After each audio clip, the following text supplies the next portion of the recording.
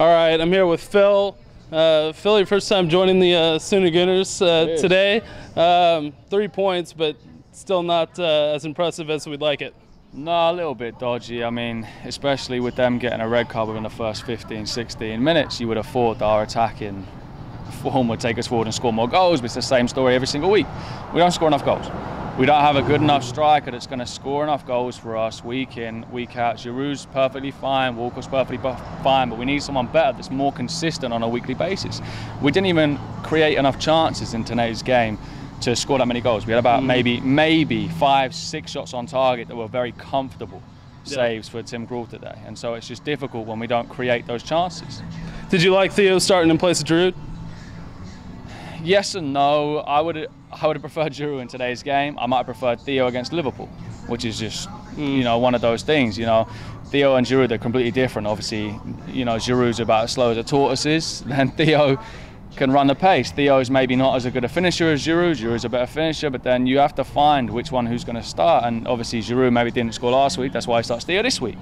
Yep. And then all of a sudden, you need to find the right one to start the right week to be able to get the goals in, which obviously today again didn't happen.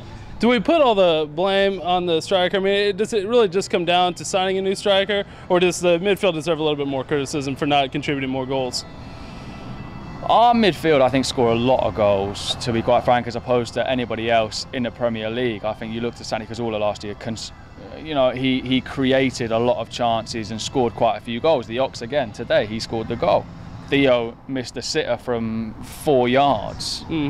Then Giroud also got maybe 2 shots on target, or I didn't have a clear chance, but still maybe could have scored towards the end of that game. So I think we do need another striker that's just going to push these guys. If we would have got Karim Benzema, would have been nice, but now he's come out with a photo saying, sorry, my home is Real Madrid, so we're not getting him no more.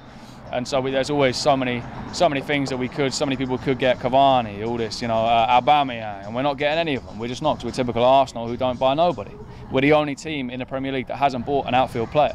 We bought Petr Cech, which is going to get us maybe 5, 6, 7 points in the season, which is great. Like we saw against Liverpool last week, saved us, horribly saved us. But we need somebody who's going to be up top that's going to score consistently 20 goals a season. Is Wenger going to bring anybody in before the window closes? Who knows? What's your confidence level? It's 50-50 whether he does or not. I mean, everyone talks about we need 2 positions. We need a striker and we need a defensive midfielder. So defensive midfield, it doesn't look like he's going to, because there's all the talk about Flamini leaving, and whether he's leaving or not, we don't even know yet.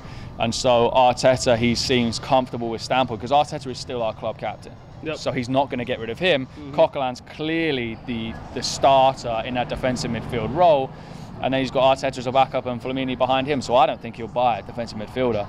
I think a striker he'll be after, but if he can't find anyone, he won't bother, because he won't buy anybody that's sort of underrated and that's small that nobody wants. He won't buy that. So he'll either buy somebody good like a Benzema or a Cavani or something, if that's even doable, which is very difficult. Can Arsenal win the league with Walcott and Giroud? No.